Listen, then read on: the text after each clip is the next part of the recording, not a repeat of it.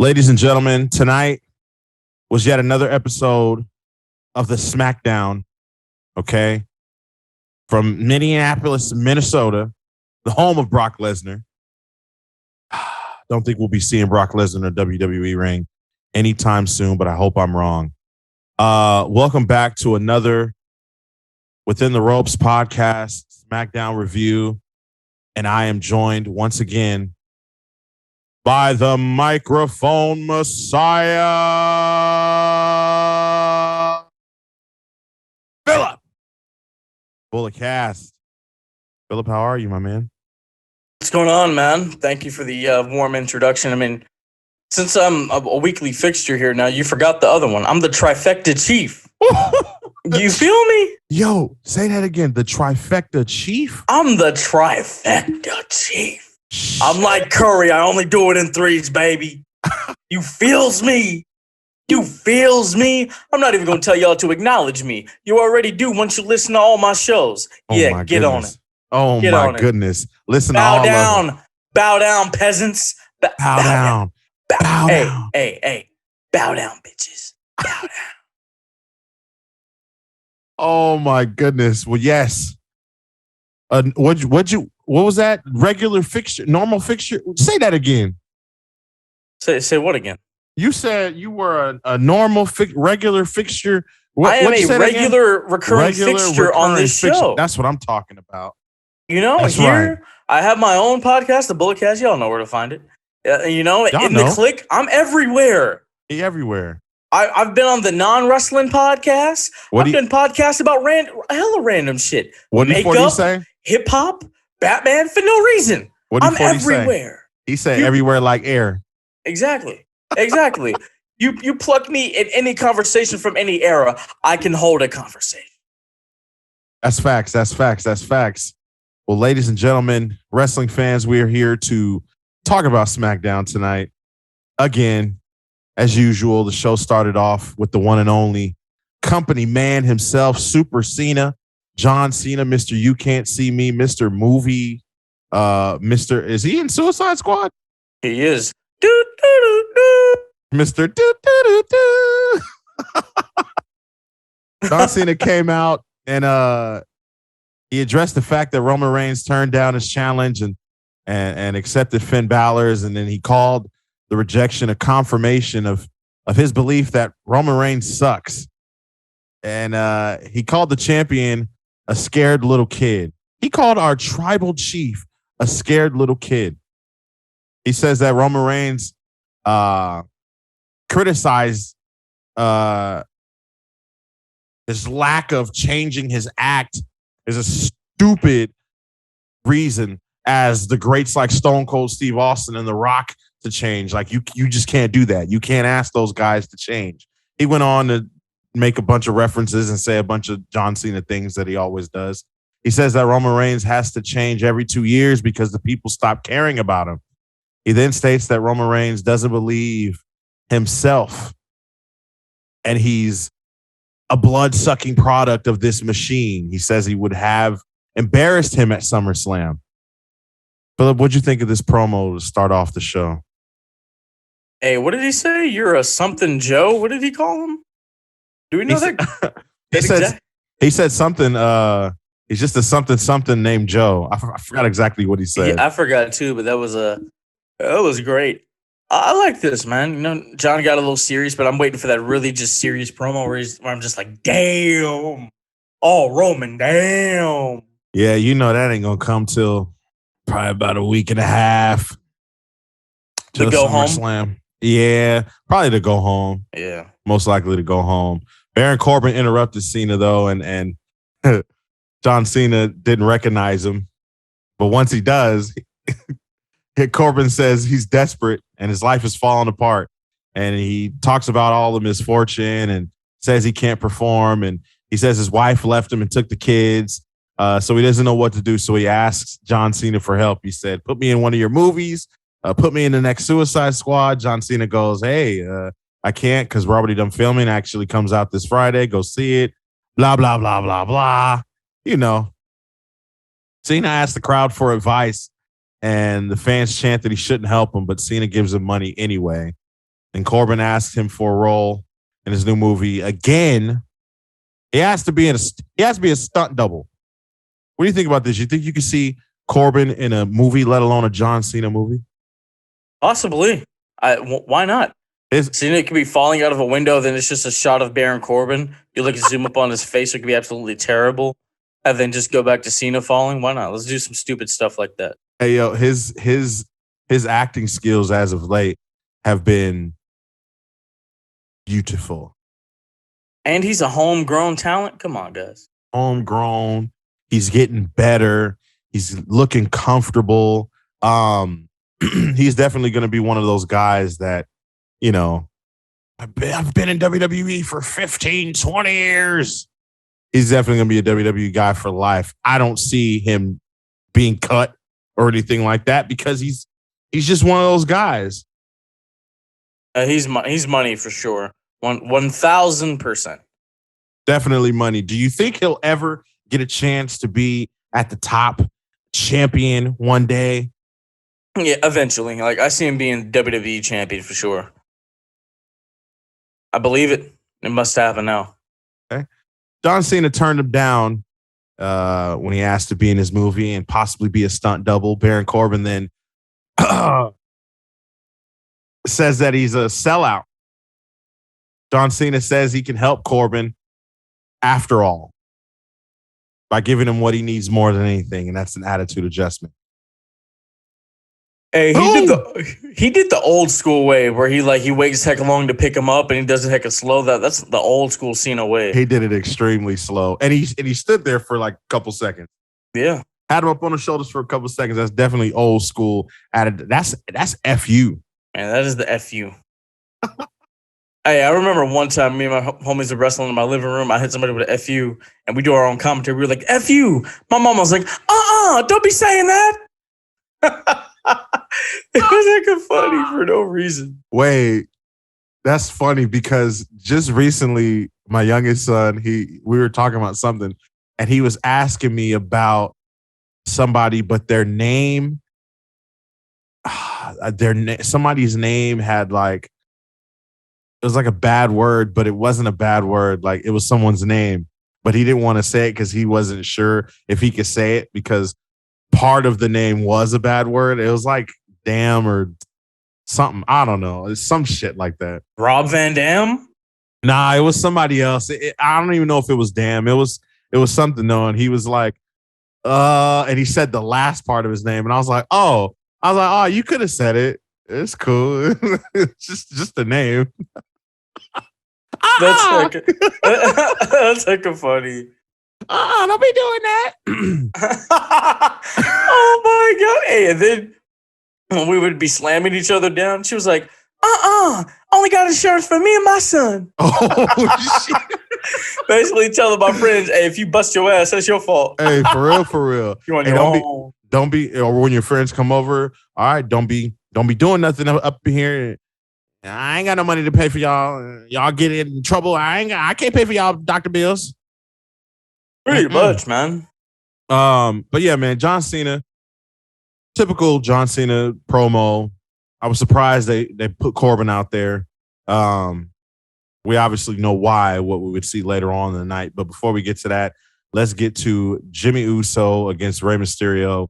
Rey was out for redemption, revenge, if you will. He told Dominic backstage, he said Dominic made some mistakes. He need to step his game up, get back focused. He said he's going to show him and everybody that he still got it. He's got some tricks up his sleeve, in his bag. What'd you think of this match? I thought it was cool. The finish was really dope. I mean, they did exactly what the Usos did to them to win the titles. You know, when Jay's like leaning in and putting his feet on Jimmy for extra leverage, Dominic does that to Rey for the win, but Dominic did it smoother. Dominic did do it smoother. And I'm glad they did it. I'm glad they did it this way because you got to think. You do something. Now, it's almost like, okay, I'm not even going to go there. I was going to go to Karrion Kross and Jeff Hardy. I'm not even going to go there. I'll save that for another time. But it's like what goes around comes around. It's like you do this to us. you best believe we're going to do it to you. I mean, hey, it is what it is. I like the match, though. Rey Mysterio seemed to not have missed a beat. He was explosive. He was quick. I like seeing Rey Mysterio like this, man. Absolutely. I mean, Rey 40, 45, 46, he still got it, man. You still got it. Yo, is he really that old? Yeah. He's up there. Like him, like Lashley's 45, bro. Like they up there. Oh, my God. And they're doing the best work of their careers. Ashley was 45. Crazy. He's getting up there too. All right, well, let's move on. We got Kayla Braxton interviewing Bianca Belair about surpassing 100 days. That's right. Bianca Belair, the EST of WWE, finally 100 days past as SmackDown Women's Champion. Says that the past few months have been great. Then Carmella interrupts her and asks for a rematch.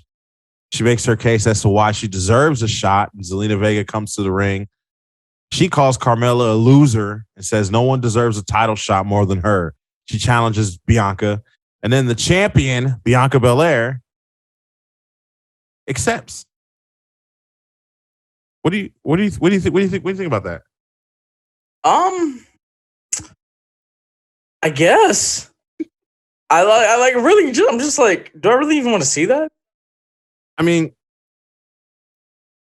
I dig Bianca not turning down a title shot, or not title shot, but a title defense, an opportunity to fight anybody. She just seemed like she was ready to go with anybody. You know what I mean? So I dig that. I just don't understand the reason why you would have someone who's been losing a lot pretty much ever since she came back for a title shot, and you would even if it's just for a quick second, have Bianca Belair accept that challenge. Like, why would you even tease that? Dude, Jinder lost for like a year and a half when he came back, and then all of a sudden he became WWE champion. So you never know. You're right about that. You never know. Shout You're out right to, about that. Shout out to Jinder, though. You can't hinder the Jinder. The song slaps. The Punjab rap is my ish, bro. I'd be like, hey, oh, get down with my bad self. Shit, boogie with the hoodie, baby. You feel me? I need Jinder to come back with that entrance where the whole floor lit up with a red carpet. Hey, that is hella raw. That's raw. That's rawer than Monday night. I need them to bring that back. You know? That's my ish, bro. So during this segment, Zelina Vega and Carmella end up attacking Bianca, and then Sasha Banks, the boss, is back. It is indeed boss time. She comes out and she makes the save and helps Bianca Belair, which would eventually lead to a tag team match between the four in the main event of tonight's SmackDown. What did you think of, one, Sasha returning, and two, the way she returned? Big pop. I was like, oh, Lord. I was like, oh, my God. Leaned out the window. I was like, Shirley, Sasha Banks back. You know, I was so excited. I love me some Sasha, bro. I've been on the bandwagon since before she was the boss, bro. I'm like, come on, man. Yeah. And I was just happy to see her. I thought she was going to turn on her like during this segment, but no, that didn't happen. It didn't. I thought she was going to turn on her during the segment too. You know, that's just a Sasha Banks thing to do. But what eventually happened was an even more Sasha Banks thing to do. Definitely an even more Sasha Banks thing to do. And I don't know. I was kind of conflicted about it. We'll get to that, though, in a second. So after that, we get an interview backstage with Reginald, who now asks to be called Reggie as he gets set to defend the 24/7 championship on SmackDown. Let me ask you, Phil. 1, why is he on Raw? 2, do you care? 3, why? He signed a contract with Raw because Nia was on Raw. Okay. That's why he was there. Make it make sense, Phillip. You know, and the 24/7 title, like that, it's going to be defended in NXT UK pretty soon. So watch out. Watch out. It's going all over. It's going all over WWE. Reginald's great. I love Reginald. I really do. He's a strapping fellow. Reggie's dope, man. I don't understand the uproar and I mean, most people like him, but when you look around the internet wrestling community, you see these guys and gals talking about how Reggie shouldn't be the 24/7 champion. He shouldn't be highlighted. There's no reason why he should be on SmackDown. He's on Raw. Oh, why is he getting a push, but Keith Lee is getting buried? I mean, come on. That shit don't make sense to me. I really don't. I really don't know. I mean, it's a 24/7 title. Do you really want Keith Lee to be 24/7 champion? Somebody would be like, well, yeah, he should be on TV and be winning. I'm like, shut up, you stupid umph. Don't ever say anything like that. God, look, Keith Lee, he's on TV with, look, he came back against the WWE champion. That's true. Obviously, they think something of the guy. Obviously. If they're going to let him wrestle Lashley like that. And then he was in there with the NXT champion. Next week, he might be in there with Sheamus, a U.S. champion. He's in there with champions. Some people would argue that Keith Lee, yeah, he got in there with the WWE champion, but maybe he shouldn't have because obviously he wasn't going to win that match. I don't know. Look, the lightning will strike with Keith Lee. He could win the Rumble next year. He most definitely could. Come on, man. Because he wasn't even in this year's. He was one of my picks. Come on, man. People not realizing and understanding that. We got a hell of a lot of wrestling left in this year. Yeah. The year ain't over. I want to see him. I want to see him wrestle the Tribal Chief. That would be lovely. Because they hit that little exchange in that Survivor Series tag match. Mm-hmm. And that would be raw as ish. That would definitely be nice. But Reggie goes out to the ring to find out who his challenger for the 24/7 championship is, and he finds out that it is Chad Gable. Now, at first, I thought it was going to be Otis, and I was like, oh, this is great. Otis is going to win. He's never losing the 24/7 championship. Yeah, I said I want somebody to take it serious. Like, he could be the dude. Yep. Just have like a serious give him like a 4-month run and then get rid of it, bro. That's it. That's all we need. That's all we need. Have him get rid of it. Have him throw it in the trash or something. And then he gets an opportunity at the IC title and he wins. Come on, bro. Yeah. Let's climb the ladder like that. The story writes itself, Phillip. It does. It does. But although it wasn't Otis, it was Chad Gable, and I immediately thought, okay, this isn't that bad. Chad Gable can bring some legitimacy to the 24/7 championship. Our little idea we just said, that could also work with Chad Gable. Chad Gable could have won the 24/7 title, beat everyone in the 24/7 title division, whoever you consider in that division. Catering, yeah, man. Whatever. Defending that shit like Brett with the IC title back in the day, man. him and Perfect, bro, putting on some matches like that. Yeah. For yes, sure. Sir. For sure. I definitely thought, okay, Chad Gable's going to probably win this. This is probably the end for Reginald.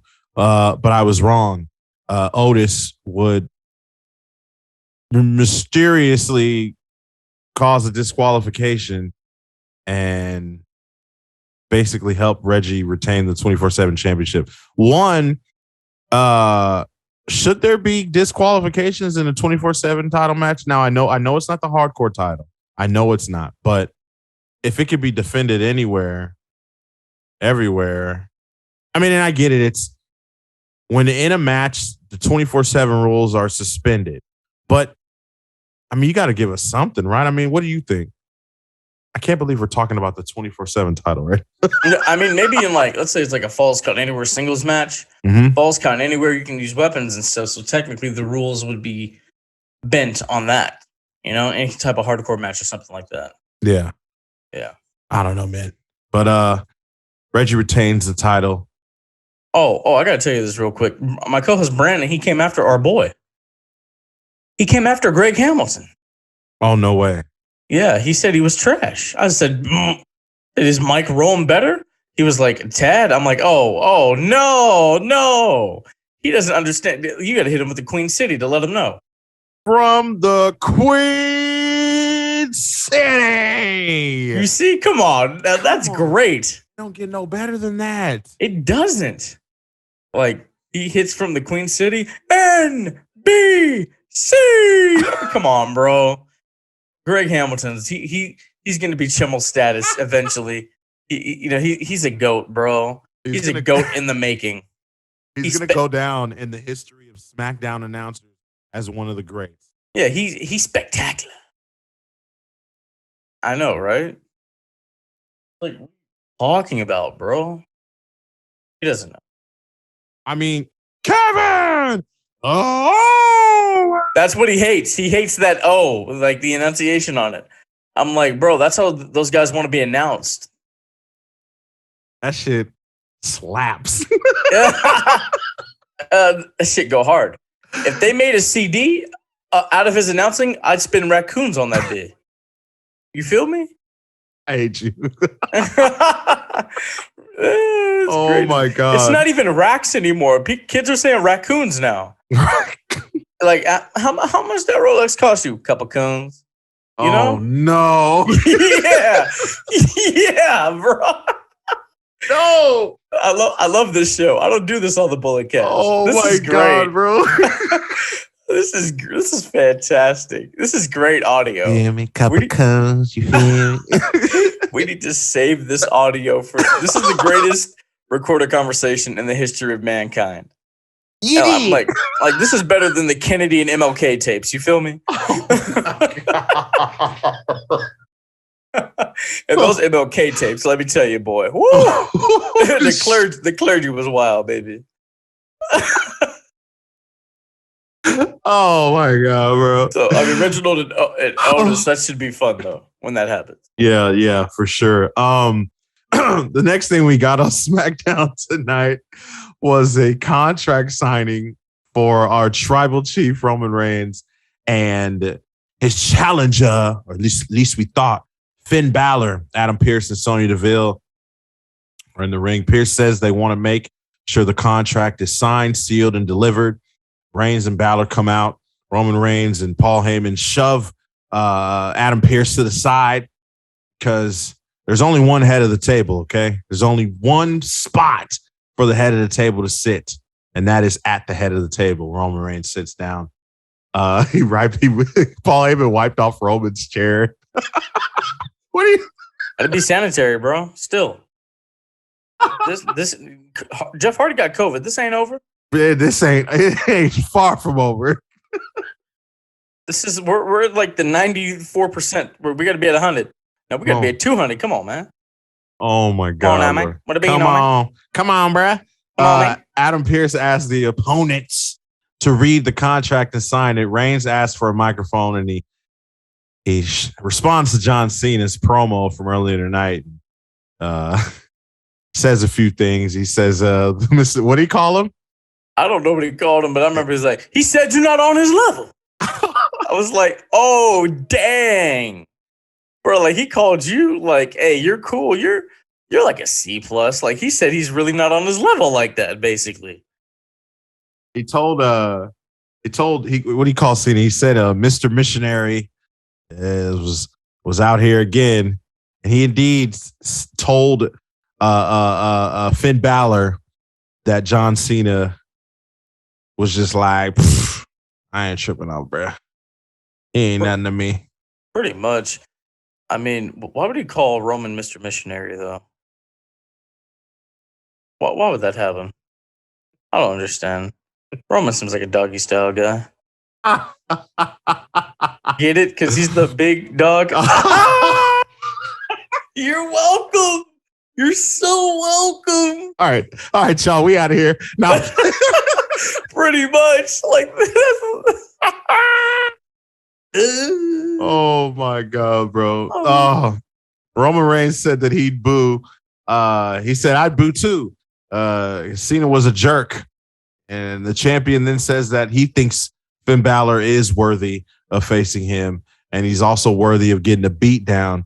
He says he gonna smash him and send his ass back to NXT. He's sending his ass to NXT UK. No, NXT. He's sending his ass to NXT Evolve. Oh my God. He's sending his ass straight to the WWE network. He's sending his ass to FCW, bro. Fucking Deep South, Ohio Valley Wrestling. But to send his ass to main event like Jeff Hardy said, carrying Cross. No, he's sending him to fucking jacked, bro. Oh, shit.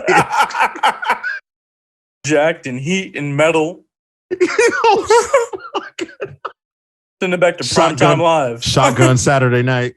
One last Saturday night. Oh, man. The Tribal Chief says Finn Balor isn't like Cena. He's hungry. He wants it. And then all of a sudden, right before Finn Balor is about to sign this contract, he's attacked by Baron Corbin. Now, I feel it. Baron Corbin, he needs some money. He know the only way at this point to get some is become a Universal Champion, dethroning the Tribal Chief. What better way? I think he was paid to go out there. So you think that? So you think that Sonya possibly? Deville. Heel turn, baby. Yeah. You don't think it's possible that, because earlier in the night John Cena took the money that he handed him back. You don't think it's possible that maybe, just maybe, John Cena was like, "Hey, yo, bro, let me talk to you real quick. Here, take this money, but I'm gonna need you to do something for me." You don't think that maybe Cena has something? Nah. Sonya did, or maybe Adam Pearce did it. I mean, Scrap Daddy, like, that sounds like a douche. Yo, Adam Pearce and Sonya are pissing everybody off. They're pissing Roman off. They're pissing Seth Rollins off. They got to get this shit right, bro. What the new authority around here? Yeah, but for the good guys. New authority for the good guys. Baron Corbin attacks Finn Balor before he can sign the contract, and then Corbin grabs the contract and tries to sign it, but John Cena obviously comes out, stops him, has a stare down with Roman Reigns, signs the contract. Camera zooms into the contract. The contract clearly says Finn Balor on it, but Cena spells his name and then writes his signature above the line. And according to Sonya Deville and Adam Pearce, Scrap Daddy, it is official. John Cena versus Roman Reigns for the Universal Championship. This was creative as hell. I love this. I thought it was creative too. It was creative as fuck. I thought it was.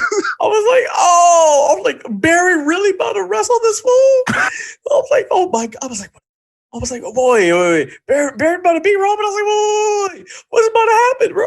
And then Cena came out there. I was like, oh, you sons of bitches. Hey, yo, the crowd got real quiet too. The crowd was like, oh no. No. Yeah, that would have been hecka cool though. I wouldn't lie. That would have been raw. I think it would have been dope. I think some people are like, oh man, just fuck Finn Balor, huh? And I'm like, no, it's not fuck Finn Balor, because guess what? Finn Balor can now beat the hell out of Baron Corbin and, hey, maybe work his way back up to the Universal Championship. I mean, he only had one match since he's been back on SmackDown anyways. So just because you have one match doesn't mean you deserve a championship opportunity. I mean, sometimes that happens. I mean, he was going to be given the championship opportunity. I'm not saying that. He was going to be given it, but come on. We know the big money match is Big John and the Big Dog. It is. It's going to be fantastic. I'm excited, man.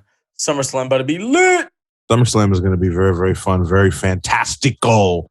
Fantastic. Yes, hey, did you catch the Twitter beef between Reggie and Sin Cara? No. So apparently Sin Cara had said something to Reggie in regards to his entrance in the trampoline spot where he jumped over the ropes. He had said something about try doing that, every single night in low lighting and all this other shit. And Reginald was like, well, I've been doing it. I did it in a circus for, I don't know how much he said, 10 plus years or something like that.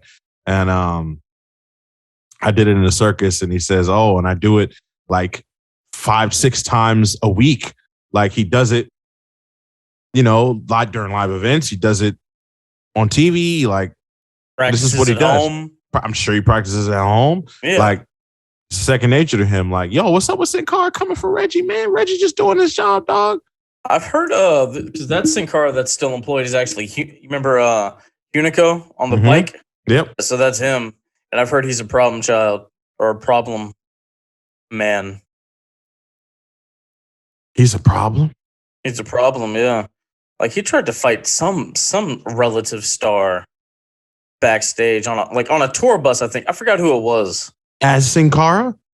Well, no, like they were on the bus, but he was trying to fight. I forget what wrestler it was. No, but I'm saying it was during his run as Sin Cara. Yeah, this was like maybe 2019, 18. I can't take nobody. I can't take him serious. I'm sure he wasn't trying to wrestle him or like fight him like with the get up on. That would have been heckin' stupid. Like what? Like take that shit off. Like what are you doing? We all know that he's not the real Sin Cara. No, I mean he was too weak for them, so that's why he got fired. Like they were upset because he like hurt his finger in a match and didn't want to keep going. I mean, come on, people out here wrestling with blown quads and detached retinas and whatnot.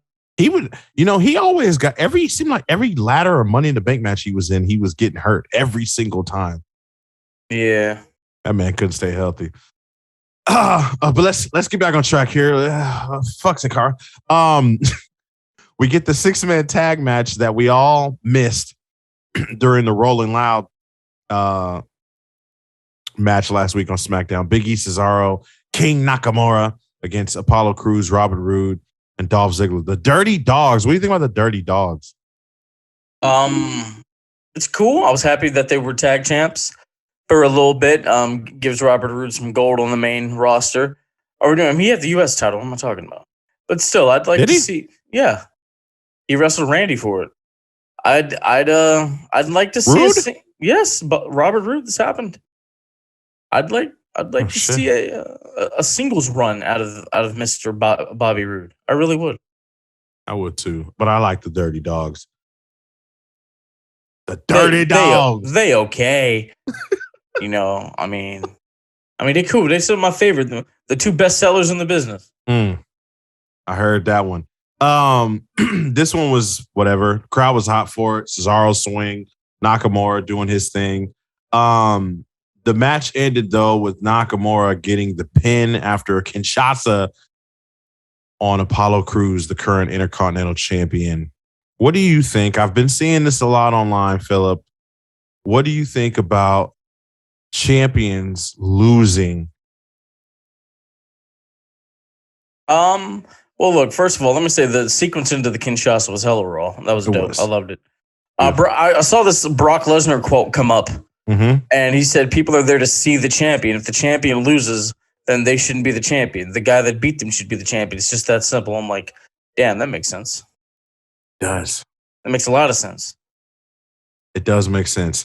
I know the WWE way means that this is what, like, obviously they're setting up for Nakamura to fight Crews for the championship, right? And I mean, we've seen it all week with the championship challengers matches with Charlotte going up against Nikki Ash when she's already in the title match at SummerSlam. Damian Priest going up and pinning Sheamus, right? And it's kind of weird because, like, I don't really trip off of it like that. But when you look at it and go, well, damn, okay. Damian Priest just beat the United States champion. Now he gets a shot at the United States championship, but I just saw him pin the champion. Yeah, it's a whole thing. Now, like, I mean, like the way Nikki Cross lost, where she got caught. Okay, people can get caught, But like, if she lost definitively, then it's just like, okay, why am I watching this? Well, I think the issue too is the fact that they're even in the match to begin with. Like, why would Charlotte be in that position? Why are we having Nakamura pin Apollo Crews tonight when he could have easily pinned Dolph Ziggler? And then you can set up a championship match between them. Apollo was in the wrong place at the right time. That's all. See, Phillip, and that's exactly how I see it. I see it like that too. I don't always look at it and think of immediately think of the negative thing. I think of the obvious positive, but the obvious, right? Let's just he was in the wrong place at the wrong time. Absolutely. I mean, Nakamura's legs have more education than Bruce Lee's fist. Come on. He was the legal man. I mean, what are we going to complain that Nakamura picked up a win because we didn't want the champion to get pinned? You're really getting up after a knee to the face like that? Come on, bro. You getting up in 3 seconds? No, you're not. It ain't happening. Yeah, he ain't happening. Yeah. The next segment we get is our rated R superstar. Adam Copeland makes his way down to Edge, bro. The rated R superstar. The Hall of Famer. 31 championships, won the most in the history of the company. The 11-time world heavyweight champion. Gets attacked. Adam got attacked. He got attacked by the drip messiah, Seth freaking Rollins. I want my royalty check for that drip messiah. I want that right now. Vince, I heard that quarterly call. You doing all right? He for sure doing all right. Cut me a check or 2 or 3 or 4 or more, maybe more. Maybe a little more. He got attacked during the break by Seth Rollins. And Seth Rollins got in the ring and he said that he's proud of his actions against Edge because it was the right thing to do. He says he's the rightful one to challenge for the Universal Championship. And he said if he can't be champion, then neither can Edge. Well, yeah. This match is going to be great. I'm excited. I'm excited. I want the match. I just want the match. Okay, real quick. Early prediction. Who you got? Well, Edge needs a win. Edge definitely needs a win. He needs a win. Edge might kick out of the curb stomp. Nobody's done that in a little bit. Would it be bad if Seth curb stomped him and then Edge just got right up, like no-selled it? Oh no, he can't do the Fiend stuff now. Well, because of his neck problems, he needs to look dead. He needs to look absolutely dead. And Edge is good at looking dead. Edge is great at looking dead. He looked pretty dead tonight after Seth Rollins laid him out there on the stage. I'm hoping for Edge from just. Like you say, he needs a win, but I wouldn't be mad if Seth Rollins picks up the win because I just love Seth Rollins, but I know that that's probably not going to happen. Do you think how long do you think we're going to have Edge? Do you think he's going to last for the rest of the year, or do you think he's done after SummerSlam? He might pop up at Survivor Series or TLC or something real quick. Yep, or if they do like a special on the network, I could see him definitely at that New Year's show that they're doing in Atlanta. What about in Saudi? They're going back to Saudi in October. Yeah, I could see Edge going over there. Yeah, nostalgia act. He need that check too. That bag. You feel me? No, you got to get that bag. What you call it? Wait, what are? What? Gotta get them coons. You have to secure the raccoons 1,000%. I can't. Edge, that's some nice gear, man. How much all that cost you? A couple coons, eh?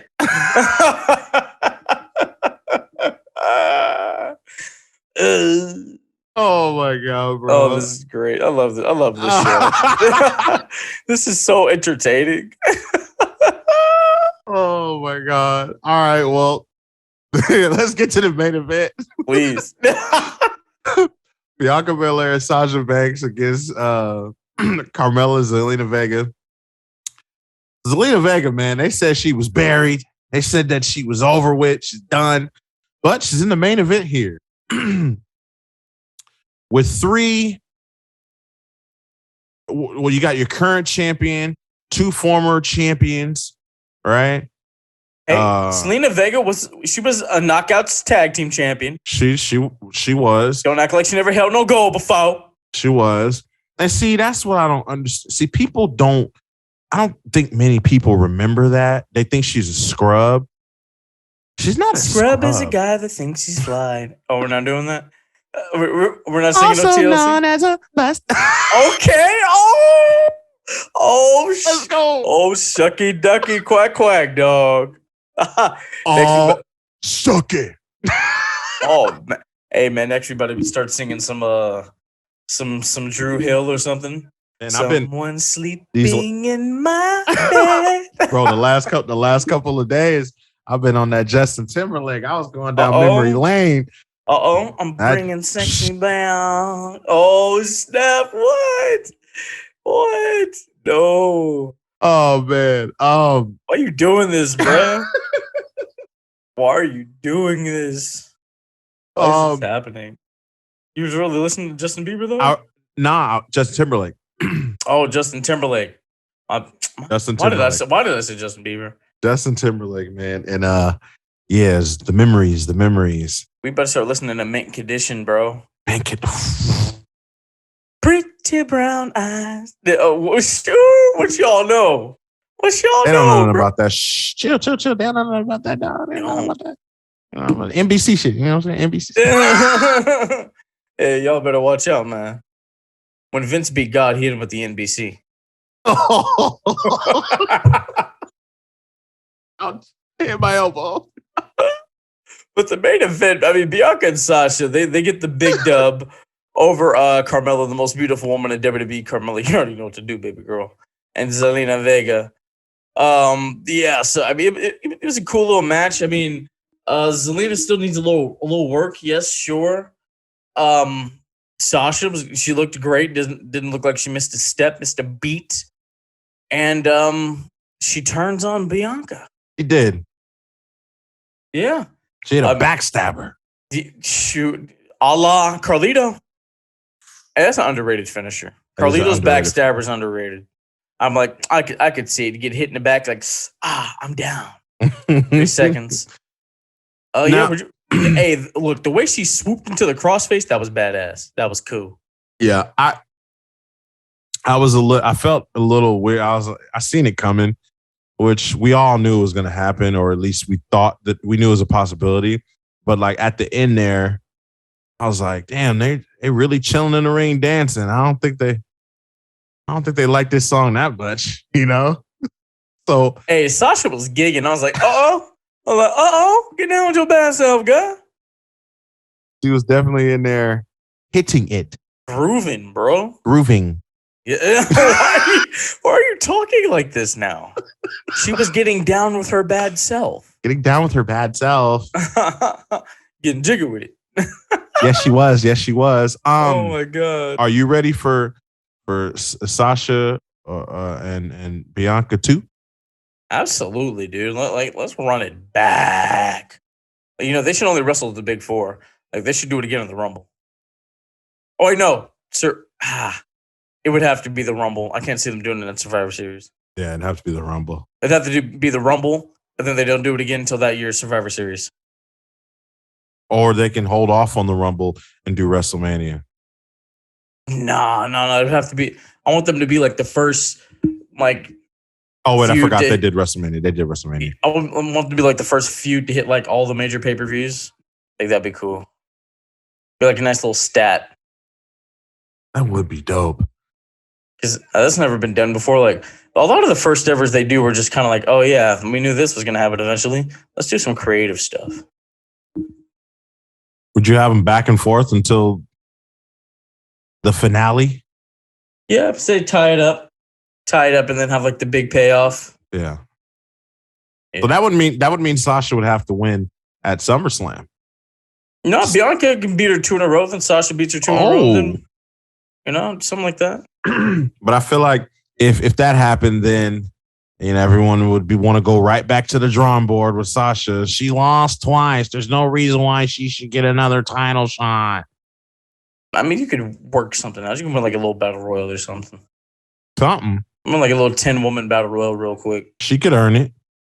Yeah, like Oh, she hasn't won the Rumble yet. No, she hasn't. That's another reason why I kind of said WrestleMania, but probably. But I don't think they would go from main eventing WrestleMania to being in the middle of WrestleMania. That don't make no sense. Maybe you never know. They could be semi-main. That's true. Rock and Austin weren't always the main event, were they? No. No, because at 19, that last one. At 19, no. Hey, that match is great. WrestleMania 19, that's just the best one. WrestleMania 19 was fun, man. It's an underrated WrestleMania. It is. I mean, it had everything. It really did.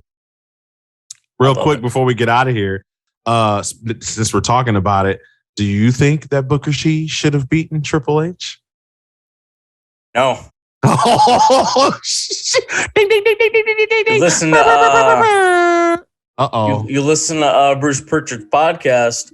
They had one goal, to have one new world champion. It was going to be Brock's night. Booker had to sit that one out. Shit. I mean, they did the feel good moment the next year with Eddie and Benoit because they didn't want to have people, complaining about that again. Right. Here, Triple H was supposed to win that one. Triple H was definitely supposed to win it, and I get it. People say, but the story and the way it was built and how it was put together, and a lot of people argue and say that story shouldn't have been told that way anyways. But well, yeah, I mean, some of the things that were said, yeah, of course. Yeah, but terms of the match, though, I mean, I agree with you. I think Triple H. Now, could Booker have won? Yes. Should Booker have won? No. Did he? No. Now, if that happened today, would Booker win? Probably. Oh yeah, absolutely, 100%, 1,000%. Because the fans hold Vince hostage more than anybody nowadays, and he seems to give in. He gave in a little bit at these last few WrestleManias. The fans Kofi Mania ran wild, brother. Kofi Mania, bro. Kofi, Becky, and Seth all won that night, and people seem to forget. They forget he did that. He did it in one night, and no one was satisfied. I don't get these people, man. They weren't happy. Austin and Nakamura won those Rumbles. Y'all wanted that. It happened. It happened. They're mad because they lost. They are mad because they lost, but guess what? They can't win them all. They can't win them all. Are we doing an all you people promo right now? Pretty much. All you people. You sit behind your keyboards in your mother's basements in Asbury Park, New Jersey, and you type on your sticky keyboard laptop about how Vince McMahon has ruined the company, has ruined wrestling, and how Tony Khan is your savior. You make me sick. You make me sick. You know what else really grinds my gears? Bro, Jesus. You gotta look. I don't watch any wrestling anymore, bro. Let's get the fuck out of here, man. I invented the Montreal screw job, bro. It was my idea, bro. Not that cum liquor Jim Cornette, bro. I really think I heard him say that about him. I was like, yo, why y'all hate each other so much? You probably did. They really do hate each other. Hey, I want somebody to get those two in a room and record the audio and put it up for a podcast. It's like a 4-hour tape of them just insulting each other, cussing each other out. I'll listen to that whole thing. I don't care. I'll definitely listen to it. All right. God, man, my throat's been killing me this whole episode. Oh, Jesus. It was probably that. It was that rice. It was that rice and roni. That rice and roni got to me. Got your throat feeling phony. Rice. All right, wait. All right, we gotta cut that off before we get started. Bars. Rice and roni feeling phony. Hey, that's a Drake bar. That's something you would say. Yeah. Rice and roni got me feeling phony. Yeah. No lie. Yeah. Oh my God, bro. All right, Phillip, man. Tell them where they can find you. Tell them where they can find you. At Heel Antwine, HELL or HEELANTWINE on Twitter and Instagram. The Bulletcast on Instagram and YouTube at Bulletcast on Twitter.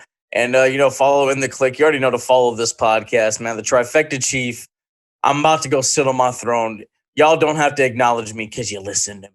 Diamonds are forever. So is the microphone messiah. J-Lo, I'm still available, baby. Is still available indeed. And make sure you guys follow Within the Ropes on Twitter and Instagram, Facebook.com/Within the Ropes podcast. Go to the YouTube, search up Within the Ropes. All the episodes are going to be uploaded there with all original new content coming soon. Within the Ropes podcast.com. It's just easy, man. Within the Ropes, everything, anything. Please do it. And this was fun. And me and Phil will be back next week for SmackDown for more Tribal Chief, for more shenanigans. Yeah, we were with the shenanigans tonight. Absolutely crazy. But wrestling fans, you guys have a good night. And guess we'll be back for Raw on Monday. Good. Have a good night, wrestling.